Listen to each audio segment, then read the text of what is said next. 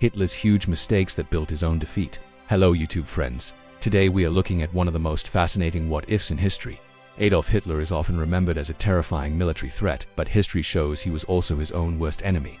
Despite early successes that placed him in total command of the Reich, his ego and catastrophic errors quickly turned the tide. By overstepping his senior officers and achieving victories in the Rhineland, Austria and Czechoslovakia, Hitler began to believe he was a military genius.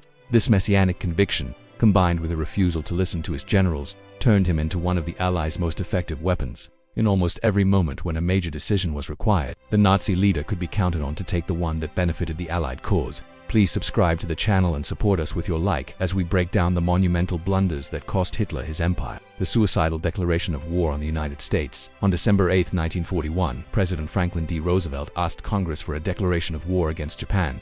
Interestingly, Germany was never mentioned. At that time, there was very little popular support in America to expand the war into Europe.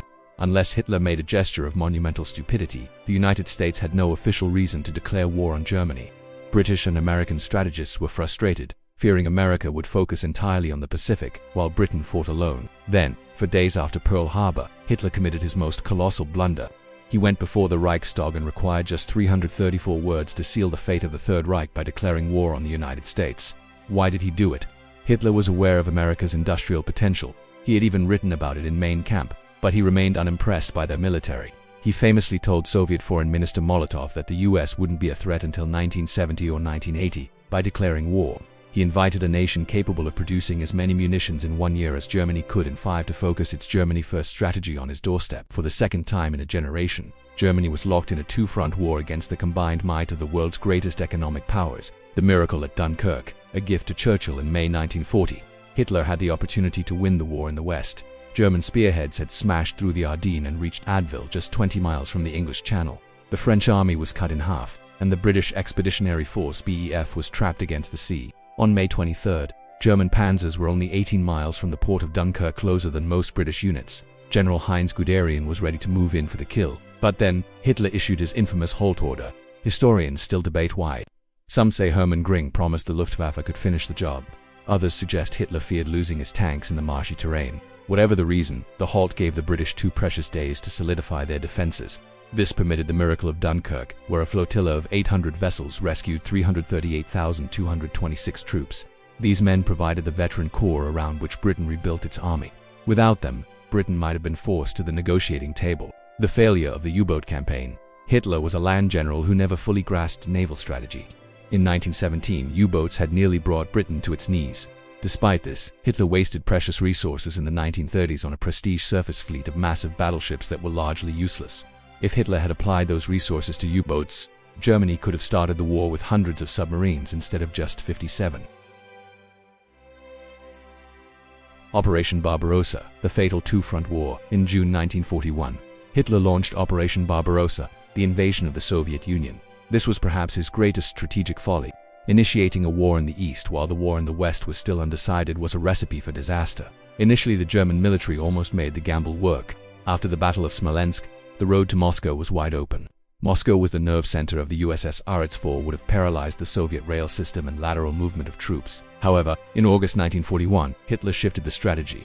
Over the protests of his generals, who he claimed knew nothing of economics, he ordered Guderian to take his tanks south to the Ukraine to seize oil and grain. While this led to a massive tactical victory at Kiev, it cost the Germans a precious month. When the advance on Moscow finally resumed in October, the general mud of the autumn rains and the subsequent general winter stalled the Wehrmacht just 20 miles from the Kremlin.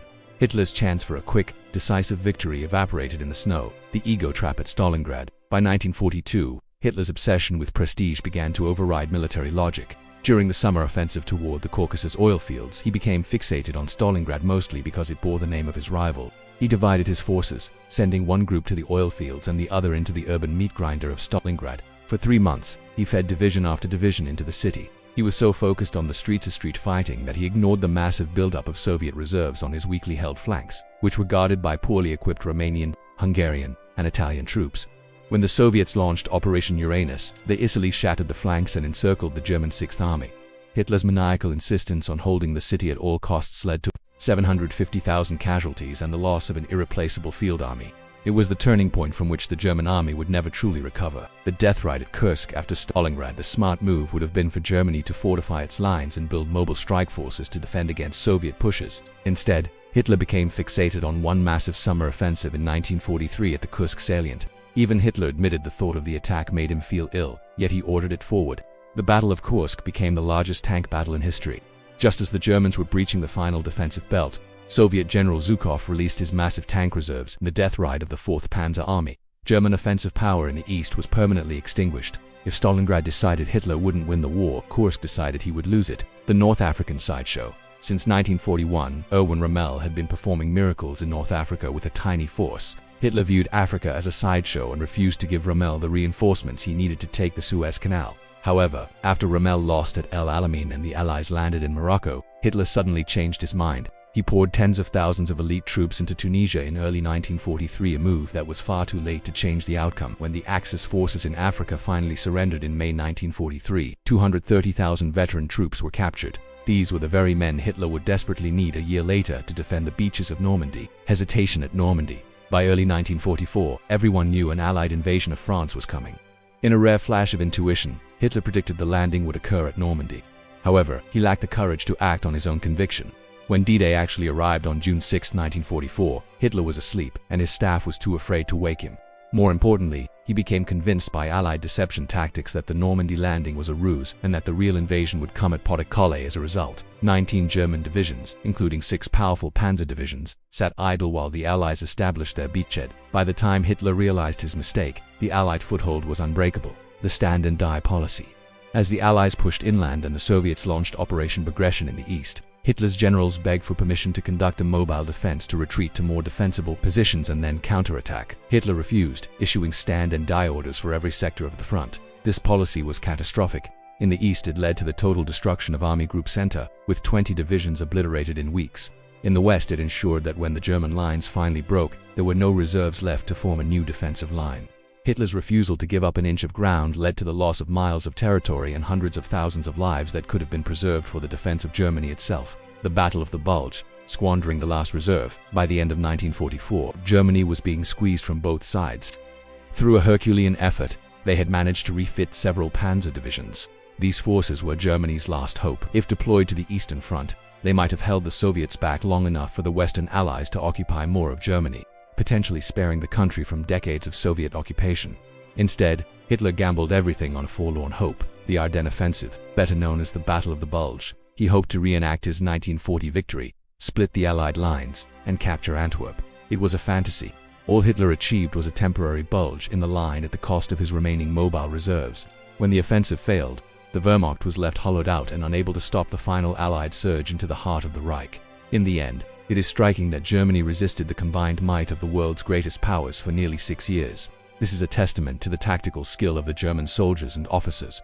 However, no amount of prowess on the battlefield could overcome the monumental incompetence at the top. Hitler's infallible judgment turned out to be a series of ego-driven disasters. From declaring war on the world's industrial giant to refusing to retreat when defeat was certain, he ensured the total ruin of his own empire. As we look back on these events, humanity should remain forever thankful that the most dangerous regime in history was led by one of history's greatest military blunderers. Thank you for watching, YouTube friends. What do you think was Hitler's single biggest mistake?